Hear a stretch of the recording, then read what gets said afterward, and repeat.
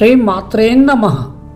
ఉపనిషత్ దర్శని 147 బృహదారణ్యకోపనిషత్తు. చాందోగ్యోపనిషత్తు ముగించుకొని దశోపనిషత్తులలో చివరిదైన బృహదారణ్యకోపనిషత్తులోకి ప్రవేశిస్తున్నాము. ఉపనిషద్వాంగ్మయానికి తలమానికమైనది ఉపనిషత్తు. శుక్ల యజుర్వేదాంతర్గతమైనది. శతపథ బ్రాహ్మణంలో చివరగా ఉన్నది. బృహత్ అంటే పరిమాణంలో అతిపెద్దది అని అర్థం. పరిమాణంలోనే కాక విషయ విశిష్టత, సమగ్రత, వివరణలన్నింటిలోనూ గొప్పదే. ఈ ఉపనిషత్తు కాణ్వ శాఖ, మాంద్యాంధన శాఖ అని 2 శాఖలుగా ప్రచారంలో ఉంది. శ్రీ ఆదిశంకరులు కాణ్వ శాఖను అనుసరించి వ్యాఖ్యానం వ్రాశారు. బృహదారణ్యకోపనిషత్తు 8 అధ్యాయ గ్రంథము. వీటిలో 1, 2 అధ్యాయాలు కర్మాంగాలు అయిన ప్రవర్గోపనిషత్తులను ప్రతిపాదిస్తున్నాయి. బ్రహ్మ విద్యతో సంబంధము లేని ఈ 2 అధ్యాయాలకు శంకర భాష్యంలో వివరణ లేదు. 3, 4 అధ్యాయాలలో మధుకాండ, కర్మోపాసన ద్వారా వచ్చే జ్ఞానం గురించి చెప్పబడింది. 5, 6 అధ్యాయాలలో యజ్ఞావల్క కాండ అంటూ బ్రహ్మజ్ఞానాన్ని వివరించారు. యజ్ఞావల్కుడు జనకుని సభలో జనకుని పురోహితుడైన అశ్వలుని గార్గి అనే బ్రాహ్మణవాదిని ఓడించి బ్రహ్మజ్ఞానాన్ని వివరించడం జరిగింది. 7, 8 అధ్యాయాలలో కీలకాండ అంటూ అపర విద్యలలో మిగిలిన విషయాలను చర్చించారు. ఈ ఉపనిషత్తు పూర్ణమిదం అనే శాంతి మంత్రంతో మొదలవుతుంది.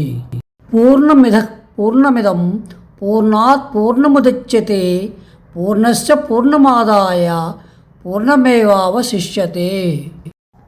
అది అంటే బ్రహ్మం పూర్ణము, ఇది అంటే జగత్తు పూర్ణం.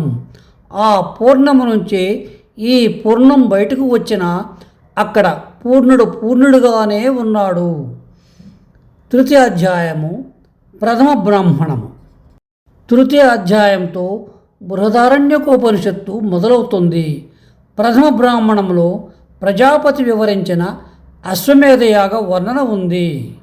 ఓం ఉషావా అశ్వస్యమేధస్య శరః సూర్యశశక్తిర్వాతః ప్రాణో వ్యాత్తమగ్నైర్వాస్వానర సంవత్సర ఆత్మా సస్యమేధస్య ద్యోః పృష్ఠమంతరిక్షముదరం పృథ్వీ పాదస్యం. అశ్వమేధ యాగంలో యజ్ఞాశ్వం యొక్క శిరస్సు ఉషస్సు అనగా బ్రహ్మే ముహూర్తము, సూర్యుడే కన్ను, వాయువే ప్రాణము, తెరవబడిన ముఖమే వైశ్వానరాగ్ని, దేహం సంవత్సరము, వీపు ద్యులోకము, ఉదరం ఆకాశం, పాదసన స్థానం భూమి, పార్శ్వాలు దిక్కులు, ప్రక్కలలో ఉన్న ఎముకలు ఈశానాది విదిక్తులు, అవయములే 6 ఋతువులు, మాంసము ఆకాశంలో ఉన్న మేఘాలు, కడుపులో ఉన్న అశనం ఇసుక, నాడులే నదులు, వెంట్రుకలు ఔషధులు మరియు వనస్పతులు. ఇంకా అశ్వం యొక్క పూర్వభాగం మధ్యాహ్నము వరకు ప్రకాశించు సూర్యుడు, ఉత్తర భాగం సాయంత్రం వరకు ప్రకాశించు సూర్యుడు. అశ్వం యొక్క అంగాలను విస్తరింపజేయటమే విద్యుత్తులు, అంగాలను కంపింపజేయటమే ఉరుములు, మూత్ర విసర్జనమే వర్షము, శబ్దము చేయటమే వాక్కు అని ప్రజాపతి వివరించాడు. ఈ అశ్వానికి ముందు వెనుక భాగములలో ఉన్న స్వర్ణరజత పాత్రలను అహోరాత్రాలుగాను, ఆ పాత్రలను పెట్టే స్థానాలను పూర్వ పశ్చిమ సముద్రాలుగాను ధ్యానించాలి. ఇలా ప్రత్యంగ సదృశముగా ధ్యానింపబడిన అవయములు గల అశ్వానికి సముద్రం ఉత్పత్తి స్థానం అవటం వల్ల సముద్రాన్ని బంధువుగా ధ్యానించాలి.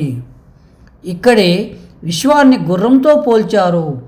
తేజస్సే ఆకృతులుగా మారిన ఆ పూర్వపు వెలుగును దాని శిరస్సుగాను, సర్వత్రా వ్యాపించిన వాయువే ప్రాణమని సముద్రమే దాని ప్రతిష్ఠించిన బంధువని, దాని ఉత్పత్తికి కారణమని వివరించబడింది.